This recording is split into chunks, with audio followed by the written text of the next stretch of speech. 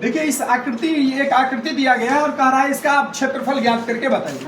तो देखिए सबसे पहले हम इस आकृति को जानेंगे कि ये आकृति जो है वो है किस प्रकार का। तो आप देख पा रहे होंगे कि नीचे में एक वर्ग है, नीचे में क्या है, एक वर्ग है। जैसा कि यहाँ लिख भी दिया गया है, प्राप्त आकृति का क्षेत्रफल ज्ञात करें जिसका निचला भाग वर्ग एवं ऊपर का भाग अर्धवृत्त है। निचला भाग क्या है, ये भाग वर्ग है, क्या है वर्ग, और ऊपर वाला भाग जो है वो अर्धवृत्त है, क्या है, अर्धवृत्त। तो सबसे पहले मुझे क्या करना होगा, तो इस वर्ग का भुजा ज्ञात करना पड़ेगा और दिया हुआ मुझे है इसका विकर्ण। तो सबसे पहले इसका हम क्या करेंगे, भुजा ज्ञात करेंगे। तो दिया है वर्ग का विकर्ण बराबर 14√2 मीटर, इसीलिए वर्ग का भुजा बराबर विकर्ण बट्टा √2। विकर्ण बट्टा क्या होता है, √2, विकर्ण बट्टा √2। तो विकर्ण 14√2 बट्टा √2 से √2 को विभाजित करेंगे तो भुजा कितना आ जाएगा, 14 मीटर। अब देखिए भुजा आ गया 14, तो वर्ग का भुजा यदि 14 आ गया तो वर्ग का क्षेत्रफल तो हम ज्ञात कर सकते हैं। तो लिखेंगे वर्ग का क्षेत्रफल बराबर, वर्ग का क्षेत्रफल बराबर आप लोगों को पता है क्या होता है, भुजा स्क्वायर। तो 14 का स्क्वायर 14 14 196, ठीक है, मीटर स्क्वायर।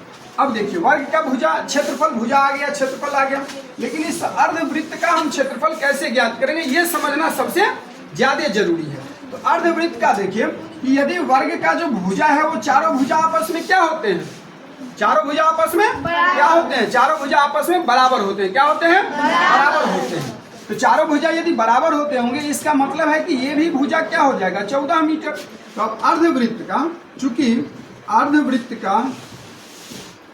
अर्धवृत्त का व्यास बराबर वर्ग का भुजा, वर्ग का क्या हो जाएगा, भुजा, इसीलिए अर्धवृत्त का व्यास बराबर कितना, 14 मीटर।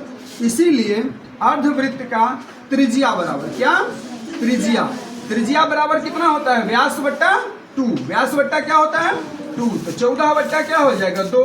तो इसका त्रिज्या कितना आ जाएगा, 7 मीटर।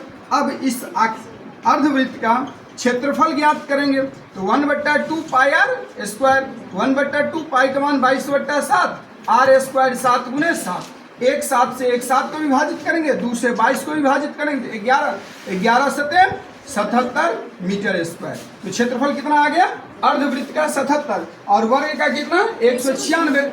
इसीलिए आकृति का क्षेत्रफल, किसका, आकृति का क्षेत्रफल, आकृति का क्षेत्रफल बराबर वर्ग का क्षेत्रफल प्लस अर्धवृत्त का क्षेत्रफल, वर्ग का क्षेत्रफल प्लस अर्धवृत्त का 196 प्लस 77, 196 प्लस 77, 7 6 13 का 3 हाथ में बचा 1, 7 1 8, 9 8 17 का 7 हाथ में बचा 1 और 1 और 1 2 मीटर स्क्वायर, यानी 273 मीटर स्क्वायर किसका क्षेत्रफल, आकृति का क्षेत्रफल।